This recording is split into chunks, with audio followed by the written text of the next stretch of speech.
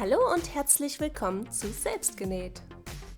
Heute zeige ich euch, wie ihr eine Cubebox nähen könnt.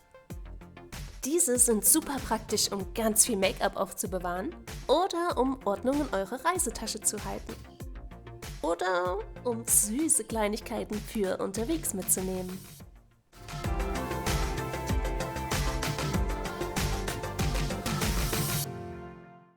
Für die Stofftaschen braucht ihr einen Oberstoff eurer Wahl, einen Futterstoff, am besten Baumwolle, normale Einlage, Dekowiel und etwas zum Verzieren. Und eine Schablone, am besten aus Pappe, mit den angegebenen Maßen. Anhand des Würfels zeige ich euch jetzt, wie es geht. Und alles Wichtige zum kleinen transparenten Anhänger zeige ich euch danach. Zuerst schneidet ihr euch eure Form aus Dekowiel aus. Wir nehmen dieses, weil es schön stabil ist. Danach schneiden wir den Oberstoff, das Futter sowie die Einlage rechts und links 1 cm länger. Für die Flügel brauchen wir Einlage in 16 x 20 cm und Futterstoff in 20 x 20 cm sowie 15 x 8 und 11 x 8 cm große Stoffstücke für den Griff mit den Knöpfen. Die Druckknopfzange mit Werkzeug und einen 45 cm langen Reißverschluss als Meterware. Für die lange Tasche 55 cm. Das Dekowiel bügelt ihr dann auf euren Oberstoff. Hier seht ihr nochmal rechts und links den Zentimeter überstehen. Und auf euren Futterstoff die Bügeleinlage. Die ist bündig. Und bei den Flügeln lasst ihr oben und unten 2 cm Platz. So viel zum Zuschnitt und jetzt geht's ans Nähen. Wir beginnen mit dem Oberstoff und legen unseren Reißverschluss daran an. Den Zipper könnt ihr erstmal entfernen und den Reißverschluss rechts auf rechts an den Oberstoff feststecken. Nehmt euer Reißverschlussfüßchen und näht den Reißverschluss an den Stoff an.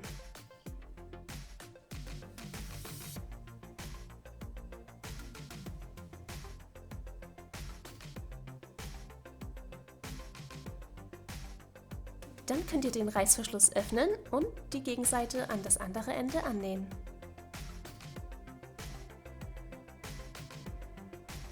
Steckt es euch an den Ecken gut fest und haltet den Reißverschluss ein kleines bisschen straff. Näht es an und dann kann schon das Futter aufgelegt werden. Feststecken und noch einmal genau dieselbe Naht nachnähen.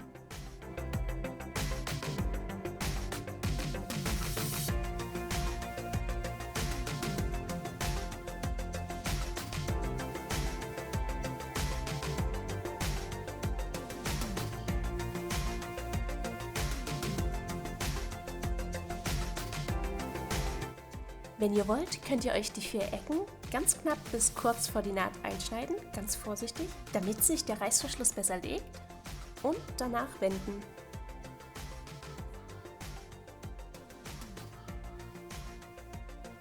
Dann könnt ihr einmal darüber bügeln, aber vorsichtig und am besten mit Tuch, denn sonst könnte es passieren, dass die Zähnchen vom Reißverschluss verschmelzen. Nun könnt ihr die offenen Kanten einmal zusammenstecken. Und danach wird alles ringsherum knappkantig abgesteppt. Dafür wechsle ich kurz den Oberfaden in Blau.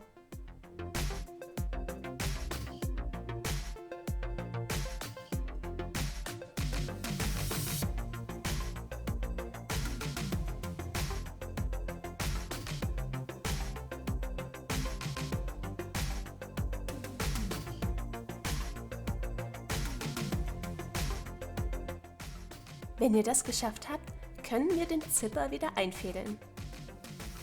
Das geht am besten, wenn ihr abwechselnd links und rechts einen Zacken weiterschiebt.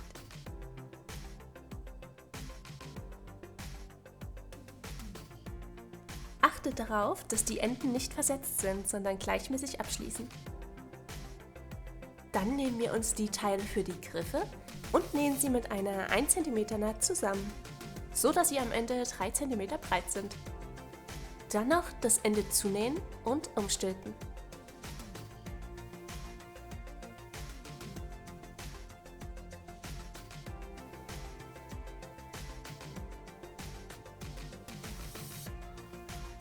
Mit einer Nadel könnt ihr noch schön die Ecken rausholen. Noch einmal absteppen und schon ist die eine Seite fertig. Danach einfach nochmal dasselbe mit dem zweiten Teil. Dann könnt ihr die beiden Teile links auf links zusammenlegen und an die Tasche anstecken. Markiert euch mit einer Nadel die Mitte und näht es dann gut daran fest.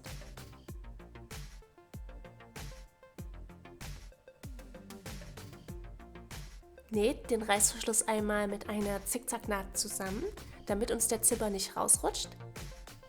Danach wenden, macht den Reißverschluss am besten komplett auf, das geht am leichtesten, und steckt es an den Ecken zusammen.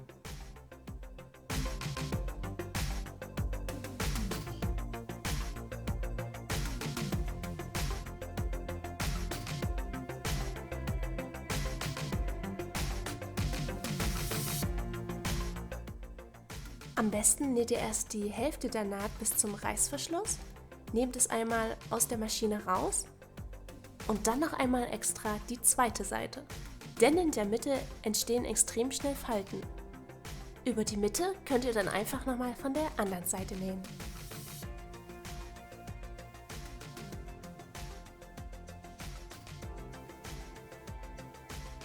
Dann können wir die Tasche umdrehen, schließen und noch einmal über die andere Seite zickeln.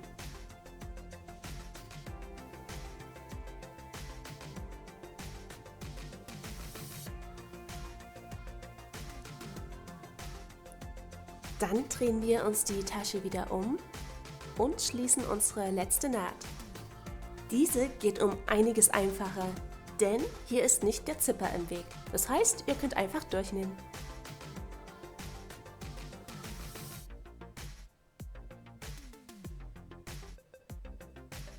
Näht es über den Reißverschluss noch einmal richtig gut fest und schaut euch euer Zwischenergebnis einmal an.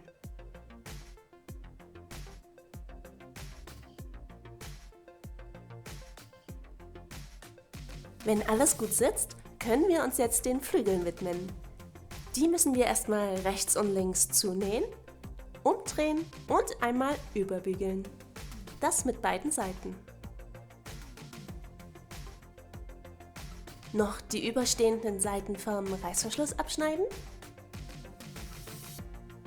Und dann können wir den Flügel auf die Bodenseite von der Tasche legen, anstecken und annähen.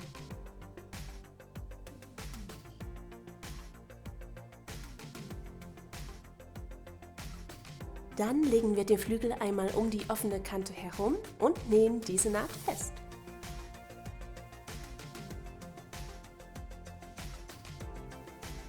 Diese Seiten nähen wir später mit der Hand zu. Wenn ihr bei der Flügelseite mit dem Zipper seid, nehmt am besten das Reißverschlussfüßchen, dann kommt ihr gut daran vorbei.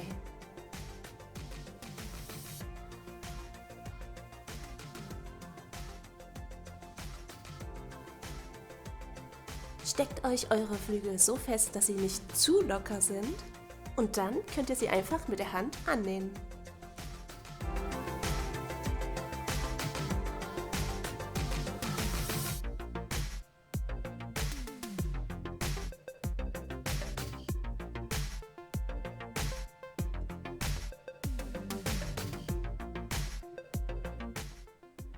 Nun kommt noch der Druckknopf. Dafür das Loch vorstechen, die Oberseiten der Knöpfe von hinten durchstecken,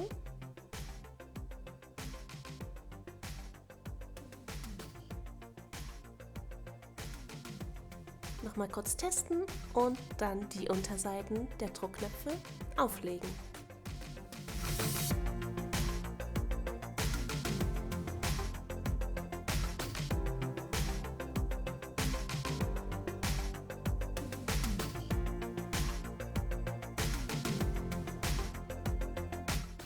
Und dann sind wir auch schon so gut wie fertig. Ich nähe hier noch ein Schild auf. Wenn ihr irgendwelche Borten oder Bänder aufnähen wollt, müsst ihr das natürlich ganz am Anfang machen.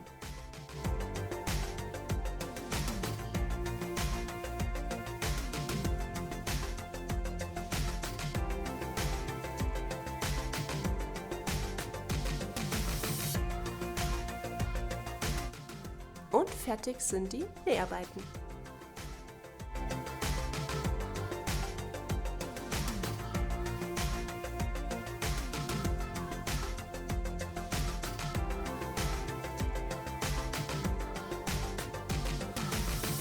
Nun kommen wir zu unserem kleinen Begleiter, dem Anhänger.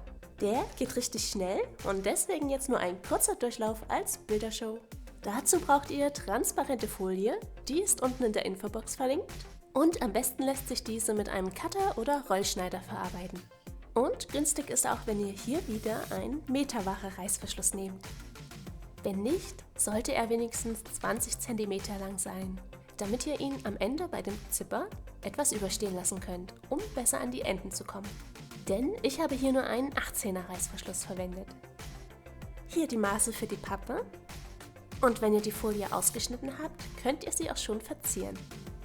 Dann klemmt ihr euch euren Reißverschluss unter die Folie, lasst den Reißverschluss auf der rechten Seite etwas länger rausgucken und näht den Reißverschluss mit 2 Nähten an. Das Ganze macht ihr noch mit der anderen Seite und dann könnt ihr die Tasche wenden. Dann näht ihr wieder die erste Hälfte an und danach die zweite. Dann schneidet ihr euch eine kleine Schlaufe und näht diese auf der Innenseite an. Danach könnt ihr eure letzte Naht in einem Schritt durchnähen. Und fertig ist der Würfel.